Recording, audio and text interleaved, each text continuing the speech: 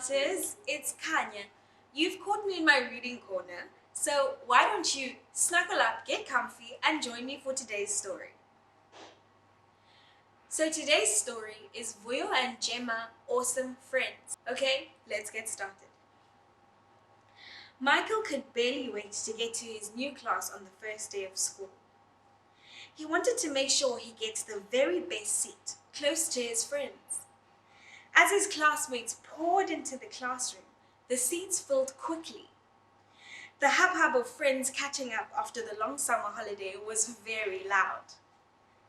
Just as Michael started wondering why a desk next to him was open, all the noise in the classroom came to a sudden stop. You could hear a pin drop. Confused, Michael looked up from his conversation with his friends and saw a new learner coming into the classroom. But she was in a wheelchair. Soon everyone was whispering and pointing. Michael was also curious, but he thought all the whispering was insensitive. "Shall I move the chair? Then you can sit at the desk," he offered the new learner. Shyly, she nodded. They were waiting for their teacher to arrive, but Michael couldn't help trying to steal a glimpse of the new learner from the corner of his eye. "If you have questions, you can ask me, you know." Michael jumped. He felt embarrassed that he was caught staring. My name is Michael. What's your name? And may I ask, why do you need a wheelchair?" The new classmate smiled warmly. "My name is Monique. I have muscular dystrophy. It means my muscles work a little differently, and the wheelchair helps me to move around." Michael did not know what to say next. He didn't know anything about muscular dystrophy. He was about to ask when he noticed a sticker on Monique's wheelchair. "Are you a fan of Amastoki? They're my favorite team." Monique's eyes lit up. "Mine as well," she exclaimed. They immediately started discussing tactics, drag flicks, and goals. Michael was so excited to find a new friend that shared his passion for hockey. Soon, the two became fast friends. Later that year, the senior dance was announced. Michael could not wait to ask Monique to accompany him. She graciously agreed, and both started looking forward to the special event. At the dinner table that evening, Vuyo made an announcement.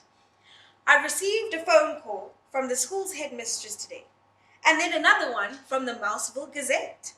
They want to do a story on Michael and Monique going to the senior dance together." Everyone at the table cheered, but Michael was shifting uncomfortably in his seat. "What's the matter, Michael?" Gemma asked.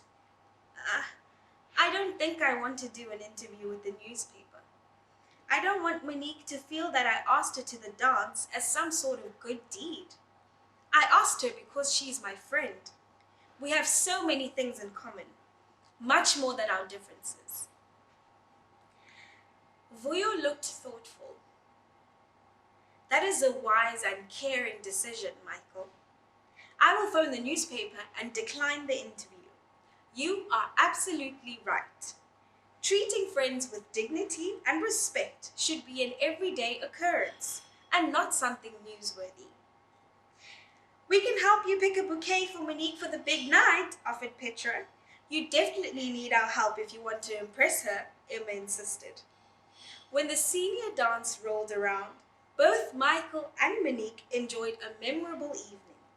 What could be better than sharing this experience with your friend?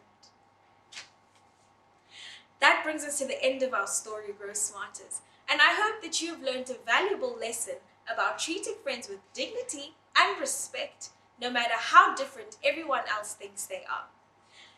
Thank you for joining me in my reading corner. See you next time.